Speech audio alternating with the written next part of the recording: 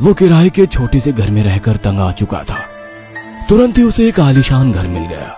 फिर उसने एक महंगी कार की विश की, वो भी पूरी हो गई। लाखों रुपए मांगे, वो भी मिल गए। कुछ महीनों बाद अब वो पुराना रमाकांत नहीं रहा, बल्कि वो जाना माना रईस रमाकांत हो चुका था। एक दिन अपने बड़े से स्विमिंग पूल में तैरते हुए उसे प्रभाकर की याद आई। मेरे सीनियर प्रभाकर ने मुझे बहुत बेवकूफ बनाया है, मेरा हक मारा है। अब उसे इसकी सजा मिलनी चाहिए। अब मैं बताता हूं उसे कि दूसरे का हक मारने का अंजाम क्या होता है। उसके चलते मेरी नौकरी खतरे में आई थी ना, अब उसकी नौकरी भी नहीं बचेगी। उसके बाद रमाकांत ने उस डायरी में लिखा कि प्रभाकर बीच मीटिंग में सबके सामने बॉस को जूते से मारे। इधर उसने विश लिखा, उधर वो पूरा हो गया। प्रभाकर के जूता मारने के कारण उसके बॉस ने उसे नौकरी से निकाल दिया। रमाकांत ये जानकर बहुत खुश हुआ। अब तो रमाकांत उस डायरी और पेन से कहीं गैर जरूरी चीजों की मांग भी करने लगा। धीरे धीरे डायरी के पन्ने कम होने लगे। एक दिन जब डायरी में सिर्फ आखिरी पन्ना बचा तो उसे अपनी मोहब्बत कामिनी की याद आई।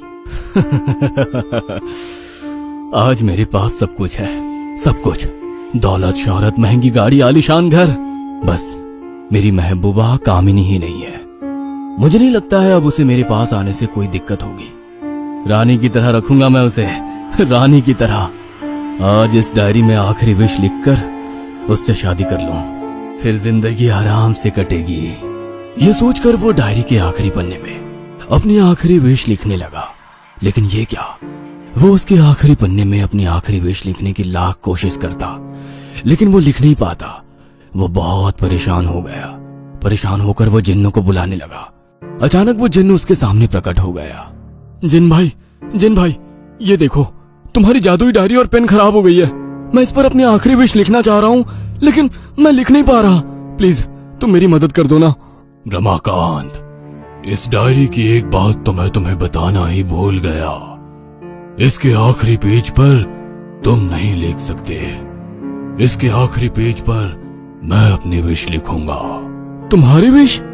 उसके बाद जिन ने रमाकांत से कहा, हाँ रमाकांत, मेरी विश, क्योंकि तुम इंसानों की कोई भी विश कभी आखिरी नहीं होती। यह मिल जाए तो वो चाहिए, वो मिल जाए तो ये चाहिए, ये पूरा हो गया तो वो पूरा करना है, वो पूरा हो गया तो फिर कुछ और पूरा करना है। पूरी जिंदगी उसे कुछ ना कुछ चाहिए। अरे ये तो गलत है, मेरी आखिरी विश तो पूरी ही नहीं हुई है।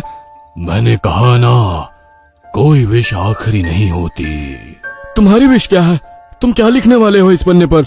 मैं आज से तुम्हारे जैसा, यानी इंसानों के जैसा जीवन जीना चाहता हूँ, और आज से तुम जिन्न की तरह जियोगे।